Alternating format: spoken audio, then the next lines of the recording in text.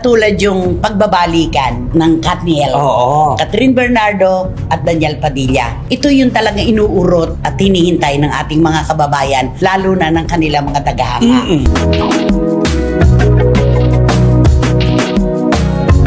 Pero alam mo na napag-isip-isip ko talaga, sikat na sikat talaga ang Katniel. Ay, oo. Alam mo, kahit saan ako pumunta, nakakakilala sa akin. Itatanong. Oo. Romel, Totoo ba?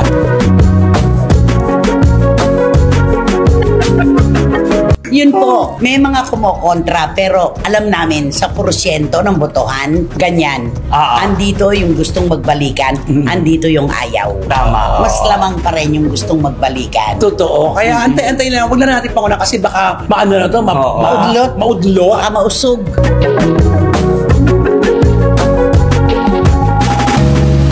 Pero ano ang sinasabi ng ating mga kababayan? Ako mauna. Kasinlabo pa ng sabaw ng ginisang pusit ang posibilidad na magkabalikan sila.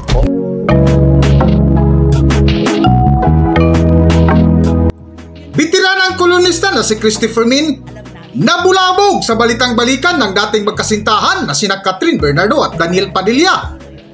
Kung bago lang kayo dito sa aking YouTube channel, huwag kalimutan mag-subscribe at pindutin nyo na rin ang notification bell para ma-notify kayo sa ating susunod na video. Maraming salamat!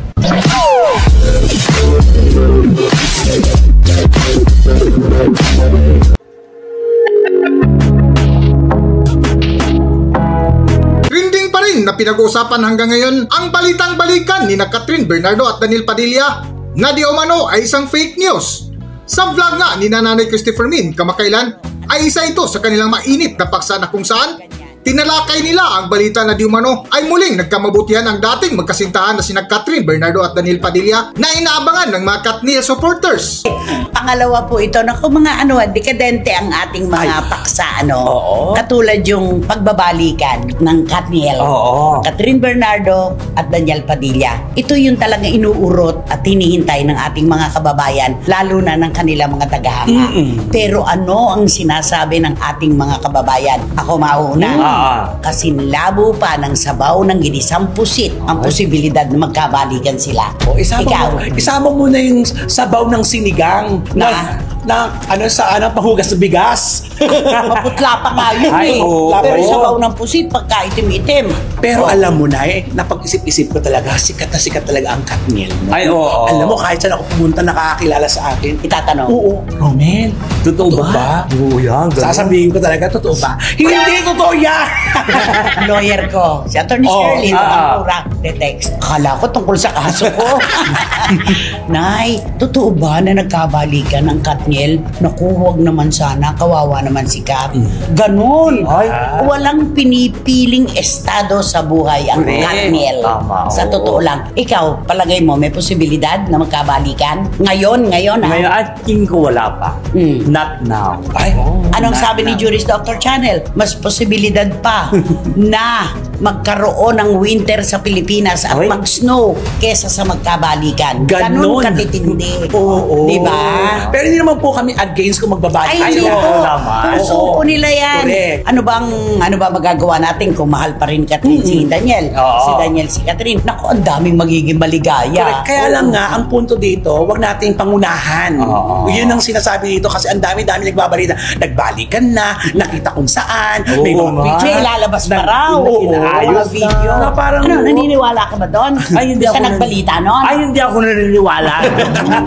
Maniwala ka doon. Okay, sandali, tanong tayo. Pinaniniwalaan mo ba yung kwento na yon? Ay, hindi. Ano ba sa palagay mo mangyayari? Ay, wala mangyayaring balikan.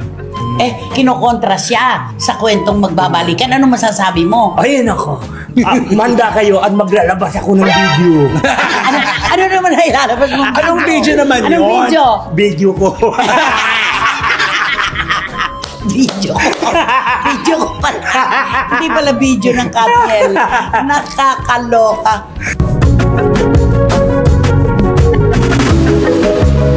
Sa dulo nga ng topic ni Nanay Christopher Min at mga kasama nito na sina Romel Chica at Wendell Alvarez ay naibahagi nila kung gaano pa rin kalakas ang mga Katniel supporters, ngunit ang masakit ay muling kinontra at pinaalala ng pamilya Bernardo sa kanilang anak na si Catherine Bernardo na muling balikan ang mga nakaraan kung gaano kasakit ang ginawa ni Daniel Padilla sa kanilang anak na kung saan napakominto si Nanay Christopher Min.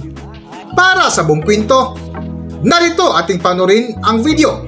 Narito ang video. Yun po, may mga kumokontra pero alam namin sa porsyento ng botohan, ganyan. Andito yung gustong magbalikan, andito yung ayaw. Tama. Mas lamang pa rin yung gustong magbalikan. Totoo. Kaya antay-antay na lang. Huwag na natin panguna kasi baka maano na to. Maudlot. Maudlo. Baka mausog. At saka ngayon mainit pa eh. Kaya at saka marami pa nagbabantay.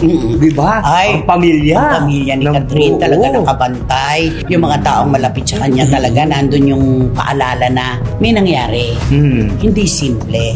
Iniyakan mo, nasaktan ka. Gusto mo pa bang maulit yun? Mga ganon. Correct. Ito yung naka-move on ka na. Gusto mo ba ulit huminto sa pag-move on? Hindi ka na naman makasulong. Correct. Diba? Pero talagang mali yung ikinuwento. Ay, mali talaga yun. Hindi totoo yun. Hindi totoo talaga. Ay, hindi totoo. Medyo ang mother na sabi, huwag kayong maniwala. Fake news yun. Anong sabi naman nung fake news ka? Hindi ko naman sinabi na hinaayos yun. Hindi nagiging. Binawi kasi. Kasi nga sinakyan kasi lahat ito na. Ano sinabi na nagkabalikan na nag-uusap na Yun lang ang niya sa kantahan niya.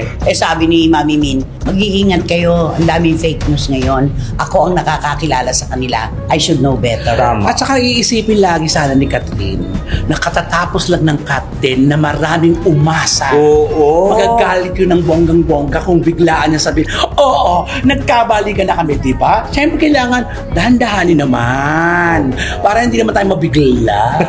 Di ba? Di ba ganun yun, di ba, Nay? Dahan-dahanin lang muna. Agad-agad, balik-balik, di Ano ba? nga yung sabi mo? Sigurado. Hindi dito matapos ang kwento. Haba pa ito. Marami pang kwento ang maglalaban. Pero eto, seryosohan. Kahit humarang pa tayo, lagyan pa natin ng sibat ang lahat ng kalye. Lulusot dyan si Daniel at si Catherine kung talagang ang isa't isa pa rin ang kanilang hinahanap. Totoo. Walang kahit sinong nakapipigil sa pusong nagmamahal. Yes. Yun lang yun. Diba? Kaya dapat talaga ang tabay. Ayun. Ang tabay tayo. Wait lang. Wait lang tayo. Dahil sa tingin mo ba si Catherine, si Daniel pa rin?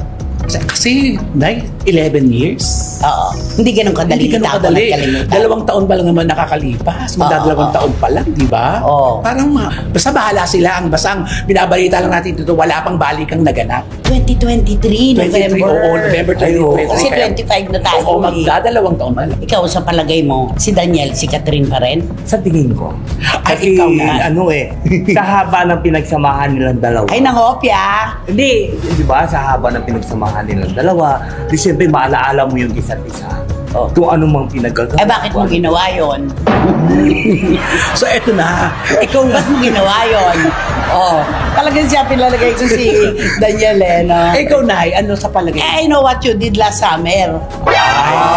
Magsa-summer na naman. Ayun na. Basta, mas malabo pa raw po sa sabaw ng ginisang pusit na magkabalikan ang cocktail. Ewan ko lang ha. Huwag tayong manguna. Maghintay tayo ng mga magaganap. Hanggang dito na lang muna ang ating video at kung nagustuhan nyo, huwag kalimutan mag-subscribe at pindutin nyo na rin ang notification bell para ma-notify kayo sa ating susunod na video. Maraming salamat!